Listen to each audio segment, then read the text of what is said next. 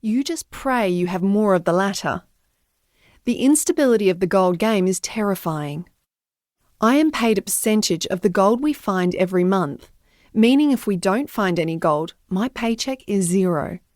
It's an anxious way to live your life, not knowing if you can afford to feed your family, manage your car repayments, or, God forbid, survive unforeseen breakdowns and sickness. For me, the lure of striking it rich, the thought that tomorrow I could be a millionaire, outweighs any worries that this instability brings. I can not only detach from the anxieties, but also place great faith in my ability to make it work. A life full of risk has always made me feel the safest, and stability has always made me feel the most unstable.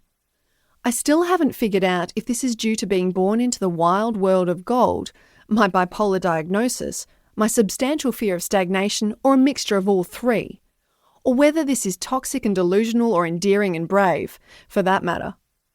Either way, you need to be partly crazy to make it in the gold game, and I am yet to meet a gold prospector who doesn't fit that bill. The magic of treasure hunting is exhilarating, but there are some pitfalls. Growing up in a world dominated by men taught me three things. I will always have to fight for respect. My looks will be judged before my abilities.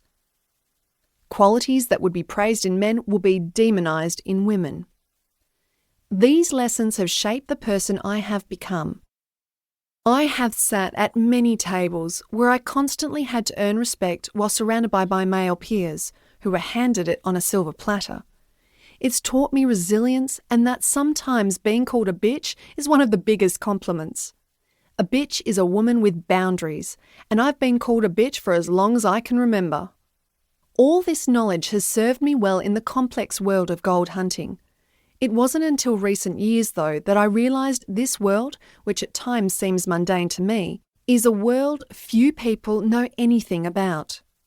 It's a world shrouded in secrecy.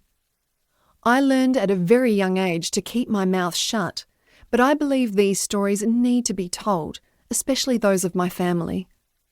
Our lineage of gold prospectors started over 80 years ago with Ned Turner, my great-grandfather. Ned was the pioneer for gold prospectors in our family. The famous Ned's Patch in the Murchison of Western Australia, where 800 ounces of gold was unearthed with a value of over $2 million in today's market, is one of my family's greatest finds to date. We haven't given up. It's in our blood.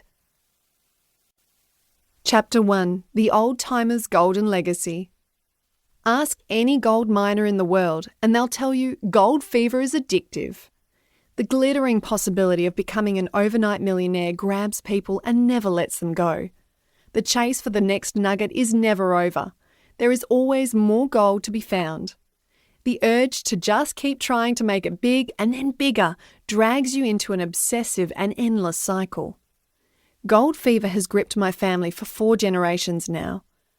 My ancestors first began their prospecting journey back when prospectors were pick-slinging men with beards and loaming for gold. Assessing gold content by hand-sifting through soil to determine how close you are to the source was how you found the mother lode.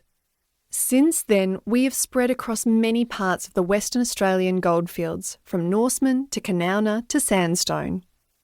The Western Australian goldfields are exactly what you imagine when you think of the Wild West. Their outback hues include bright reds, dusty oranges, and deep shades of rust, all full of unimaginable history. My mum Lecky has always described our goldfields as brutally unforgiving, but endlessly giving. They are notoriously waterless, rugged, remote, and relentless. You need to be prepared and resilient when facing our outback, because she will eat you up and spit you out if you drop the ball for a moment. While I love my family's deep history embedded in the gold rush here, it is nothing compared to the 60,000 plus years of history and culture that the traditional owners have. The Wangi people have been thriving in the harsh conditions here for tens of thousands of years, and were the first people to find gold in the outback. They even showed Paddy Hannon, who later started the Kalgoorlie Gold Rush, his first nugget. Gold is important to the Wangi people, and they worship it as part of their Chikorpa dreaming lore. If it wasn't for the Wangi people,